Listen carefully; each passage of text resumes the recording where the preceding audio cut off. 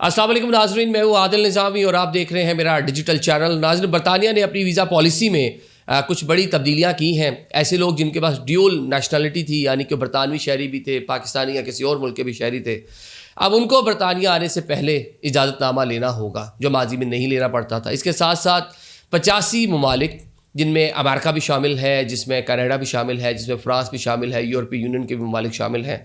ماضی میں مطلب طاقتور ملک ہیں سارے، اور خود بھی برطانیہ یورپی یونین کا حصہ رہا ہے، تو ان کو بھی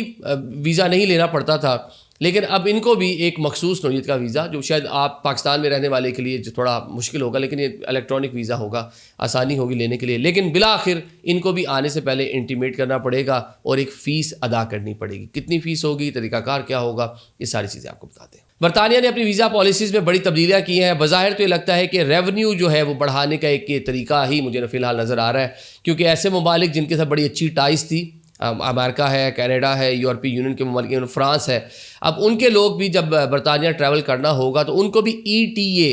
یہ جی الیکٹرانک ٹریول آتھرائزیشن، یہ جناب ان کو پہلے کرانا ہوگی۔ 3 دن پہلے آپ کو اپلائی کرنا ہے۔ ہو سکتا ہے کہ ابھی آپ اپلائی کریں اور ود ان سیکنڈس آپ کو رپلائی آ جائے، یا پھر 3 دن آپ کو 3 جو ورکنگ ڈیز ہے وہ لگ سکتے ہیں۔ 16 پاؤنڈ آپ کو اس کی فیس ادا کرنی پڑے گی، جو ماضی میں نہیں تھی۔ مطلب یہ تو بڑے اچھے مراسم، جس طرح برطانیہ خود بھی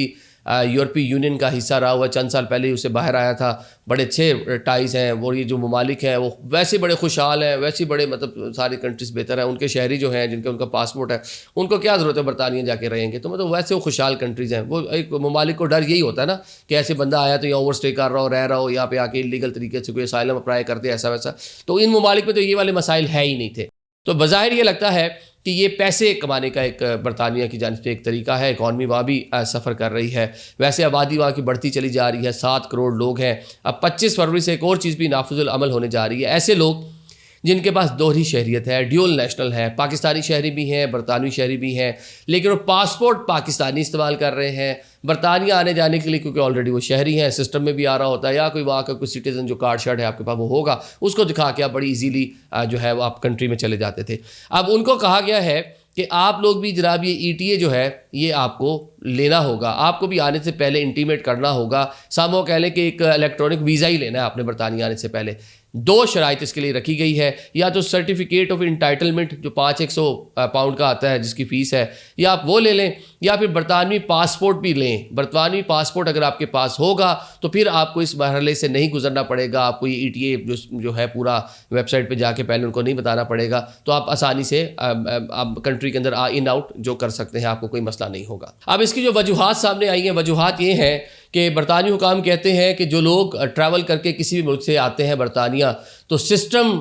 کی بہتری کے لیے سسٹم ذرا سپیڈی ورک کرے، آلریڈی وہ انٹیمیٹ کر چکے ہوں کہ اپنا ٹریول پلان، اور تو لہٰذا ہمیں مشکل نہیں ہوگی، ہم نے آلریڈی ان کو دیا ہوگا ساری چیزیں۔ تو جو بارڈرز ہیں آپ کے،